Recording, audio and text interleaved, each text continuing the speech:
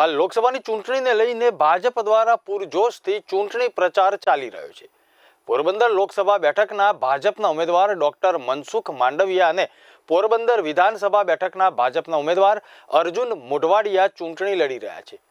મુખ્યમંત્રી ભૂપેન્દ્ર પટેલ પોરબંદર પહોંચ્યા હતા અને પદાધિકારીઓ સાથે બેઠક યોજી સામાજિક અગ્રણીઓ સાથે સંવાદ કર્યો હતો અને બંને ઉમેદવારોને ભવ્ય જીત થાય તેવી ચર્ચા કરી હતી। जो भारतीय जनता पार्टी के इम्पोर्टेंट वर्कर्स हैं उनके साथ संवाद किया और अगले चुनाव में यहाँ पोरबंदर लोकसभा मत विस्तार में और पोरबंदर विधानसभा दोनों maximum lead record break lead से कैसी तरह जीता ये सीट भारतीय जनता पार्टी कैसी तरह जीत सके उनके लिए मार्गदर्शन किया और साथ साथ में जो पोरबंदर शहर और जिला के जो की वोटर्स हैं